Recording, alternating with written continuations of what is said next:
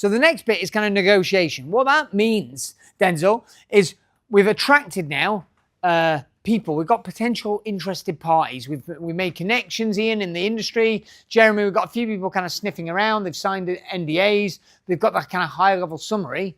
Okay, well, what happens next? So they have a look at the information memorandum. They go, John, oh, wow, I might be interested in that. What happens? And so for this one, so I've tried to put two things, the most important two things in each category, right? So the first is heads of terms, which is, think of the heads of terms. So Joe, forgive me, please forgive me. I was thinking the metaphor. When I made the off-the-cuff comment of going, oh, yeah, it's first date, like you're getting first base and that's it. It's kind of going, well, the information memorandum is the first date. The heads of terms is the proposal. The heads of terms is the proposal. It's saying, look, this is what we're thinking our life together could look like. It's a simplified, summarized, high-level version of the transaction that's being proposed. It normally consists of a handful of key things. Number one, it will say, is this an asset sale or a share sale? So in other words, is somebody buying the assets of the company off you, or are they buying the shares of the company? It will say the price, like the valuation of the enterprise. It will also have the deal structure. Is it upfront? Is it some deferred? Is it contingent? It will also contain like the key conditions of sale. So, you know, this is all subject to due diligence, blah, blah, blah. We're going to check these things out. These assets are included.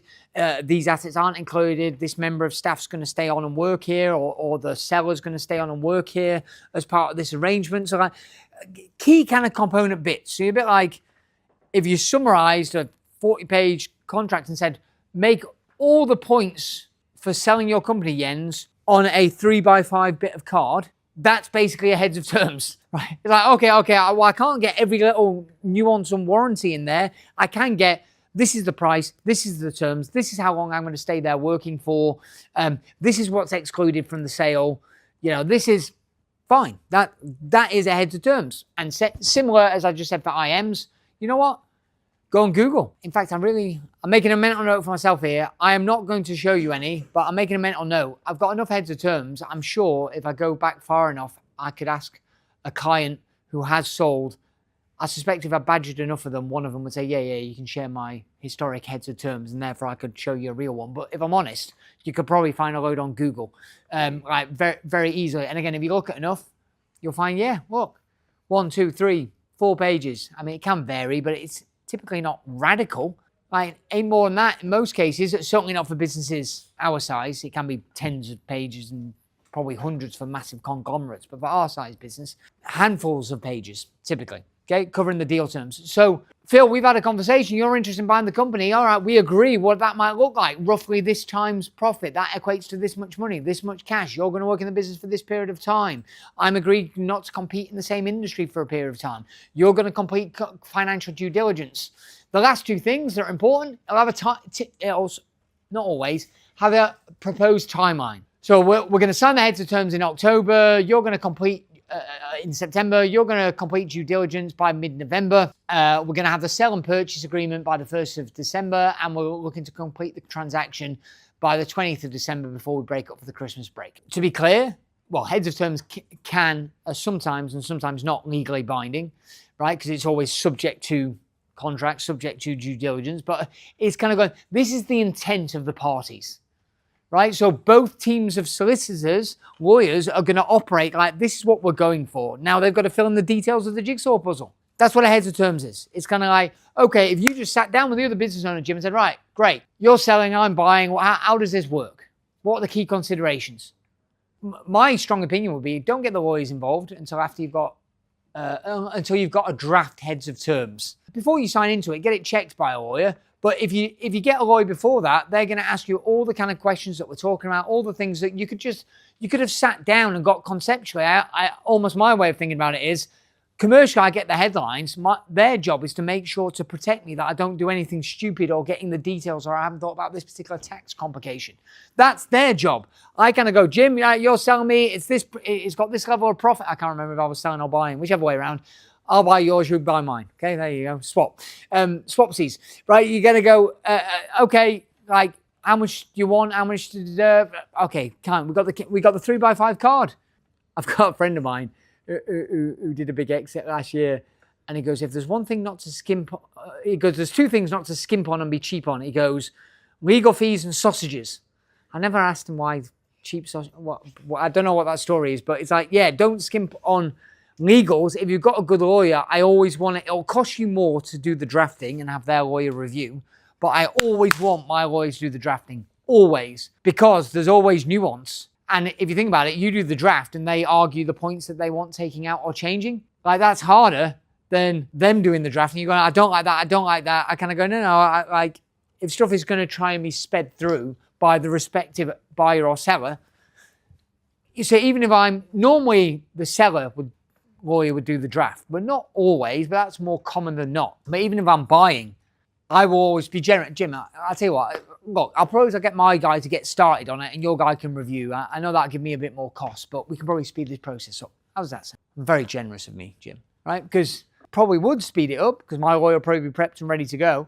And it will put more of the burden of costs onto me because normally in the heads of terms, it'll say each party respectively carries their own legal costs.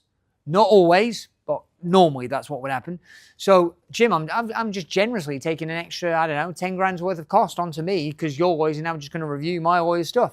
But I want that because that's, to use Chris's term from earlier, chicken feed relative to having certain clauses going your favor for how the deal's done. So yeah, good question. Any other thoughts on this? Right, so that's heads of terms. One thing that I missed that should categorically be in your heads of terms is an exclusivity agreement. And I've got a cool story to tell on this. On paper, deal's not closed yet, but on paper, made a client an extra £700,000 in the last quarter, and I earned every penny of my fees, Harry, for this one. So what happened was, it was like heads of terms agreed.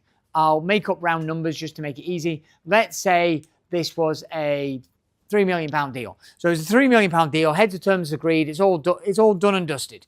Right? As in, they got heads of terms, we're going to buy subject to due diligence. There's a timeline that says, we're going to sign heads of terms. We've got this period of exclusivity to do due diligence. And what exclusivity means, David, is like you can't go selling it to somebody else. Because if I'm going to spend tens of thousands of pounds on legals and doing all the homework and get my lawyer comb over your books to make sure that I'm happy to write a £3 million check, you can't have got loads of people lined up because that's unfair. It's to prevent me being gazumped, effectively. So here are the heads of terms. So you're committing not to shop it. Right, that's what the exclusivity clause is. And then the key point, David, that everybody's always talking about, Emma, is how long is the exclusivity period? And of course, if I'm the buyer, I want it to be long or short. If I'm the buyer, I want it to be as long as possible because that gives me time to do all the due diligence. I don't want the pressure on me to get it done. If I'm the seller, what do I want it to be? The opposite. I want it to be the shortest possible because I want to obligate them to move on to get the transaction to happen. Because effectively my house is now off the market while this person does the legal stuff. It's always a haggle, right? And you're going to ask me how long, and the answer is it bloody depends. But in this case, which is not uncommon, it was 90 days. They wanted 6 months. We told them to piss off and ask for 30 days, which is fucking stupid. And then we compromised at 90, which was very generous of us, which is basically slap bang in the middle. And that's, I hate some of these games because, yeah, they go long, you go short. It always ends up being in the middle, but you've got to have 5 different letters backwards and forwards from your lawyer that cost you $2,000 just to negotiate that point. Whatever. So, 90 days, they ran out the clock. They're not even got close to finishing the due diligence of all the which basically due diligence is them sending your lawyer and accountant 76,000 questions, right? On everything about your business, your inside leg measurement, your third child's middle names, like just ridiculous.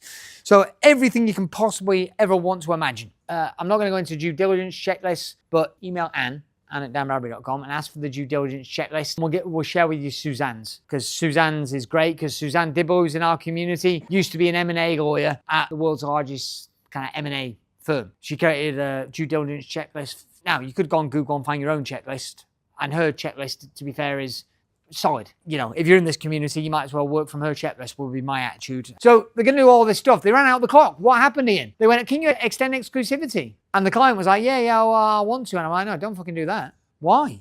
Why would you extend it? Just tell them no. And of course, the client's not sure. Why? Because he's afraid the deal's going to walk away. And I kind of go, well, they're already, I would have guessed at this point, 30 grand into legals, I'm kind of going, no, it'll force them. It'll force them to hurry the hell up. If you get extend it another 90 days, they'll take their time and the business value is going up. And secondly, you are now legally entitled to go and shop it around, David. Because he's already done all the work of the due diligence, and the same question is going to be asked by any viable buyer, Lisa, which is exactly what he did. And then it comes back, and then basically we use that to say, well, the business is worth more now. If you want it, it's going to cost you more money. 700 or 800 grand added to the price. Okay. And that would not have happened. Again, for disclosure, it's not closed yet. So like, you've got to be, not taking credit, but it's teed up. Like it was teed up that way because of one little nuance from somebody with deal experience. In this case, that was me saying, no, tell them to fuck off. A bit politer than that. Don't actually use those words. Tell your lawyer to tell them to fuck off, which gets translated into 300 words at a cost of about £1 a word. Right. Okay. So we said no, price went up. Make sense? So once they've done the due diligence, they go, yeah, we're happy. Little adjustments sometimes get made to the heads of terms, but really the heads of terms gets padded out into the sale and purchase agreement, which is effectively the full contract that covers everything in the sale. And we ain't going to get into the ins and outs of that, but that is the marriage. So you've got the first date, it's the IM. You've got the proposal saying this is what our life together could look like, right? But nothing's done. We're not married yet. The sale and purchase agreement is the marriage ceremony. It's the marriage vows. It's it's a whole kit and caboodle. So I want to make an off-the-cuff joke, but I'm not going to. Stay strong. Okay. And really this is legal stuff. So for speed, I'm not going to get you to do an exercise on this one because I don't think it warrants it. You could kind of go, you know what? Think about how that might work. What would that look like for you? But I'll just throw it open to you and say, have you got any questions or thoughts about this at a conceptual level? My approach is I'm definitely strongly in favor of getting together face to face. So the way that I try and kind of round the corners, because I don't want to, again, I've got a good relationship with my lawyers. I don't want to burn him, but equally it's like, just because you think it's done that way, I believe it could be done quicker this way. And he'll say, yeah, but you could get caught out. And he could be right. So what I'll often do is I'll go, right, wherever they are, it's amazing how often I'm in St. Albans or wherever the buyer is. It's like, oh, we happen to be in there next week. Can you make time on this day? And my lawyer's coming with me, happens to be in town. And I'll just say, look, can we just sit down and try and thrash this out? And literally we'll use that expression. We'll thrash it out. It's like, we're already here, but we can probably speed this up and do it better. Can we just sit in a room, get in some sandwiches and go, right, nobody leaves until we got this thing done. And so I'm in favor of that because for getting the final SPA agreement. And then often, by the way, you repeat the bloody process. It's annoying, but lawyers are involved, so it always takes ages and costs money. When it comes to actually the signing of the contract and the actual closing, when it's actually finalized and it's consummated, so to speak, because the money's handed over, like it's always like, oh yeah, it's on a Friday. It's always on a fucking Friday, right? So, it's on a Friday. So again, think about how exchange and completion is like, yeah. And they'll always go, yeah, this is straightforward. Well, we'll be done by 11 a.m.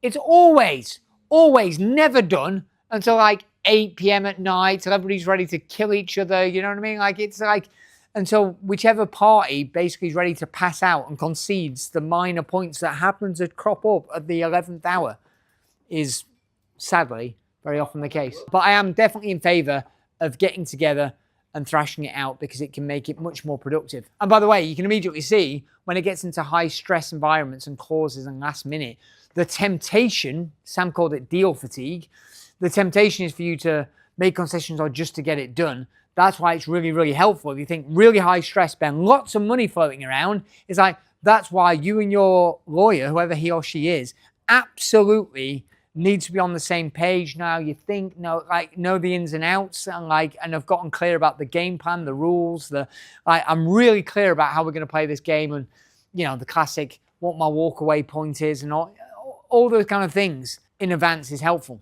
So, and most people won't do it. So finally, what you've got the contracts, you've got the heads of terms, they will do the due diligence, then you'll end up with a sale and purchase agreement, and then you're going to have the closing. And the closing is like saying, okay, right, we're literally going to sign contracts. And I don't think I've ever seen an occasion where there's not been some last minute changes between the final SPA and actual closing. For some reason, something always shows up. But, you know, you might say I'm a skeptic and that's because the lawyers are just trying to fleece for fees. But you might just say, you know what, it's because there's a lot of money on the table and people get nervy and facts change, tax rules change, situations change in the business. A key member of staff, we gave the example of Harry yesterday, a key member of staff leaves. Well, yeah, you're damn right. It's like metaphorically, if half your house fell down the day before I bought it, you're damn right it's going to affect the fucking purchase price. So we've got to change the contract.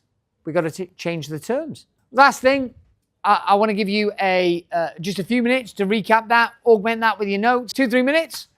Quick brainstorm. Away we go.